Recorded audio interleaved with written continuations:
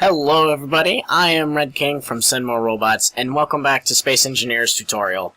So, I haven't put out another episode like this in a while. That's because they've been coming up with updates left and right, and I've been trying to get those out for everybody. But I figured I would continue the tutorial session because, you know what, might as well continue tutorials because that's always helpful.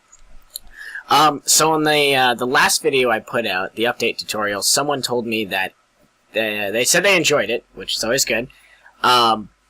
But that it was rather dark in the whole thing, and I completely agree. It actually gets really dark in here, and for some reason the spotlights get kind of janky sometimes. So I put on a new mod for this one, and all it does is increase the intensity of the spotlights. So let's go to lights, and as you can see before, they were only able to go to 10, but now they can go pretty dang far. So we're going to turn them up to 25 so that this whole room is lit up. So now this looks amazing. This looks fantastic. You can see everything super clearly. Everything's really easy to do.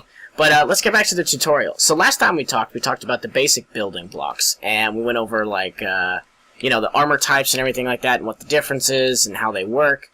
Now we're going to get into basic building, which I kind of did last time, but I'm going to show you the blocks for it. So as you can see here, this is your cockpit. This is a standard cockpit. I think there's a couple other ones. Depending on the size of the ship, you have a control station and a flight station, a flight seat. Both of those also work for large ships only. They do not work for small ships. The cockpit works for both large and small, so that you can have large fighters, small fighters, anything of the sort in between. The next thing you're going to want on your ship is a gyroscope.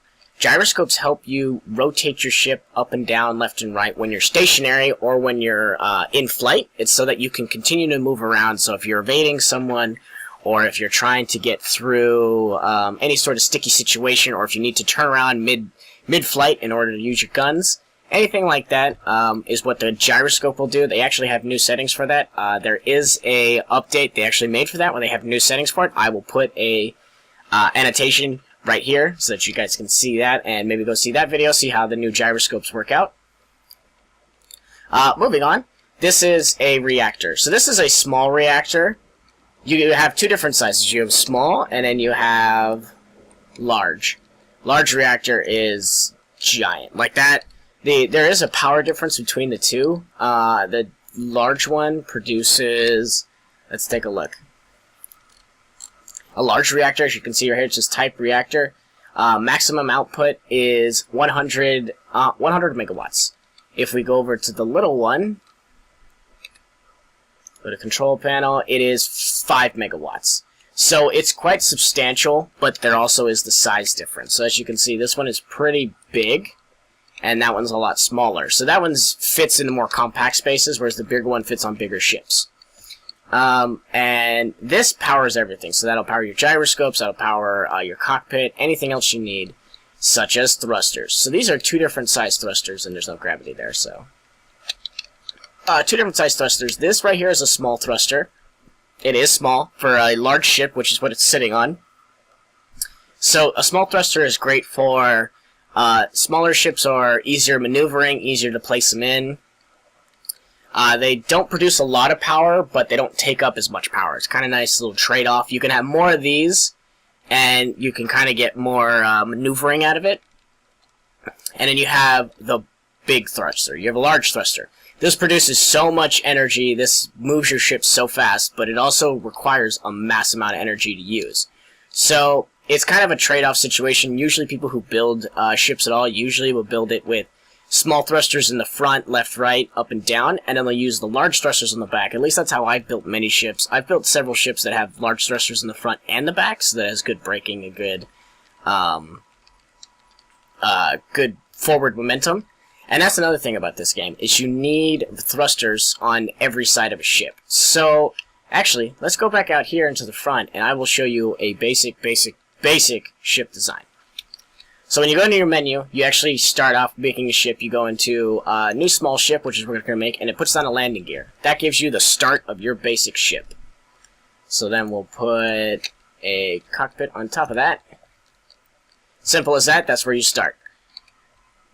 So, every ship needs forward thrusters. I always like to put 2 on each side. You need reverse thrusters. You need up. You need down. you need left, and you need right. And that's how you maneuver anything. Every single ship needs up, down, left, right, forward, and back. So you put a gyroscope in there, make sure that it can rotate freely, and then we will put a small reactor on here. We'll put 2, just so that it evens it out. And now you can see it produces power, and it actually gets it going.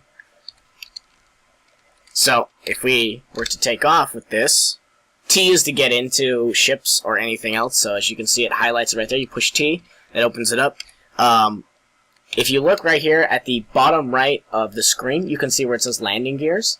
Landing gears are actually what this is. If you guys don't remember, pushing V puts you in third person. It even works on ships like this.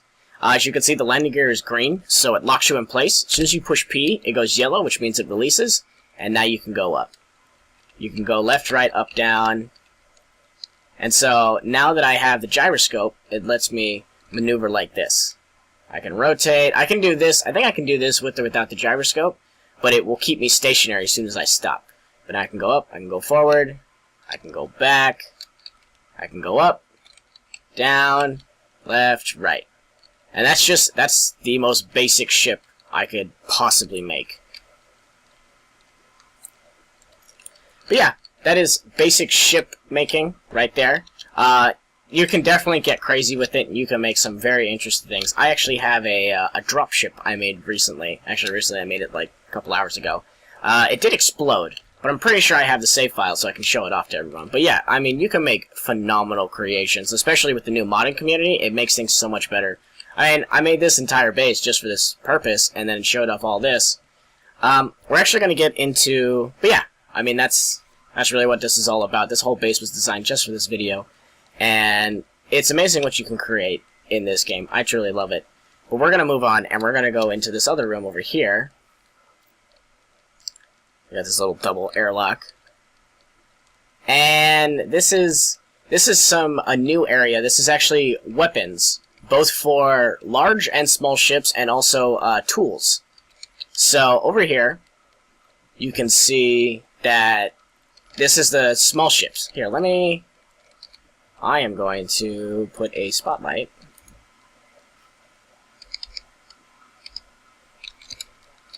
Okay. My jetpack is off, that's why I'm doing that. Alright. So, let me adjust.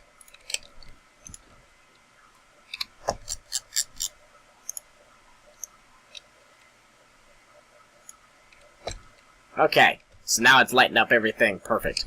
So yeah, spotlights, change that up a little bit. I will show you guys how to rotate things in just a little bit. I'll probably do a small example by building a small ship that I built before. Dang, no gravity. Okay, so over here is actually weapons. So these are small ship weapons. Those are machine guns, and those are rockets. I've used them before in that testing. I will put an annotation here so you can kind of see what we kind of did before. But they are attached to all small ships. You can put as many as you want on a ship, but the issue is rockets are kind of funky right now, so they have blown up ships before. Machine guns tend to be more reliable but do less damage. And these actually can be fed ammunition if you build it into them, whereas these you have to feed it from the front. You can't feed it through any other way, you have to feed it to the front, which is unfortunate, but it keeps it from being too powerful and being able to reload in the middle of battle, which would be more realistic, but whatever. So, for the large ship, there is no actual machine gun. They get something different, but we'll go over that in a little bit. They do, however, get giant rocket pods. And this one, you can actually feed. You can put stuff, and it'll feed right into the rocket pod itself, which is odd, considering they didn't give it to the smaller one, but whatever. They will do whatever they want to do. So the reason why it doesn't get machine guns is because it has two different kinds of turrets. Well, it has three different kinds of turrets. So two of them are machine gun turrets. One is a missile turret. Now, the difference between the actual guns over there and the turrets is that turrets are automated. So turrets will shoot on specific parameters, whereas the turret is player operated. As you can see, they continue to rotate and do whatever they want, as they want, until the certain conditions are met. This is a giant Gatling gun. This will handle a lot of things. It actually, from what I understand, from what I've seen actually, this thing does not have a lot of range. The range is pretty short. Well, the range is pretty good. Sorry, that's incorrect. The range is really good. It's really far, but the further out it is, the less accurate it is, which is completely true for anything. Missiles. This is the missile turret. This is a kind of a royal pain in the ass if you have these on your ship, because they will decimate anything that gets even remotely close. They have so much power, and they have a lot of accuracy, but they have no leeway. They can't just keep firing. They have to, like, they get a small cooldown period, whereas the machine gun can just keep unloading rounds. And this last one, this itty bitty one, this is the interior turret. So it's built so that people can put it inside their ship. So if you need a defense mechanism, or if you need a way to protect something, and you don't want to man it, or you don't want to have to try to build something to put that giant one in, you just put this itty bitty one in there, and it will handle it. It will handle the situation. Alright, so now we're going to get on to tools that you can attach to large and small ships. They recently added this. It used to be only small ships, and then they added large ship editions. So I have both right here. I have the small, and I have the large. So this right here is the grinder. Let me see if I can add a spotlight here, too.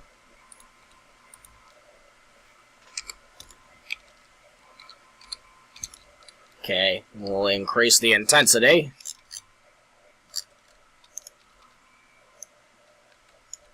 Okay. So now it's lighting up the world. It's lighting up so loud. It's so much. It's shadowed. It's like permanently shadowed. Anyways, these are the grinding tools.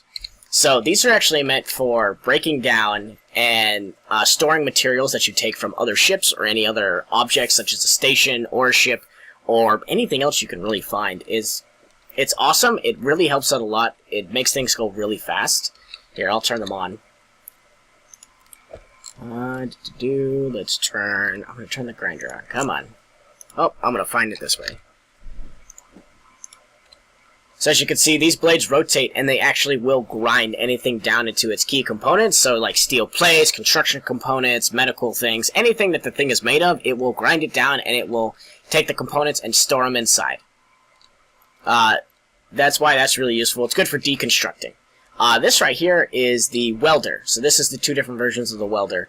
The welder is exactly as it's designed. It is a welding tool. So anything this thing deconstructs can be put into here, which will then weld it back up. Weld something up, so then you can build things faster, or if you want to build bigger ships quicker, or even put them into better use, you can use it to do that. I've used this to build many stations very quickly, and it works awesome. This works especially well in survival, since creative, you don't really need to worry about that, but in survival, this is like the #1 tool to use. Those two, the grinder and that, are the #1 tool you use on like a small ship so that you can build whatever you need. But this is the #1, this is the single most useful item, in my opinion, in the whole game for survival or trying to get started anywhere, is the drill. Two different drills. They do actually two different design looks, which I really like this one better. It kind of makes me think more drillish, and it like really has that small opening right here, so it would crush the smaller pieces and everything. But these are the two sizes. So this is the small ship, and that's the large ship. So the drills, we're going to turn those on. Oh, it's further up. It's right there. So we're going to turn that on. And as you can see, it rotates as it continues to... It actually drills into asteroids. I believe there's an asteroid further out here somewhere. Yeah, like that asteroid over there. It actually grinds into those asteroids and pulls out the rock and the ore and everything like that. So then you can use a refinery and refine it and turn it into the usable materials you need in order to make more ships or make a base or anything else you might need. It's quite phenomenal. I love that they included all this stuff.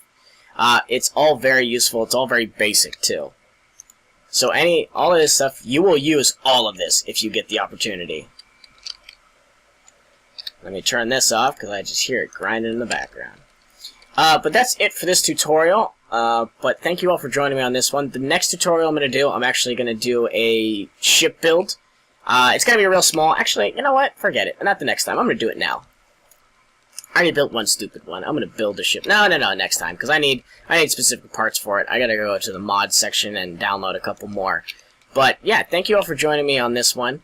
When we go over the shipbuilding, I'll go over how we rotate things and how we do all of that, so then you can understand the keys to shipbuilding and how everything else works.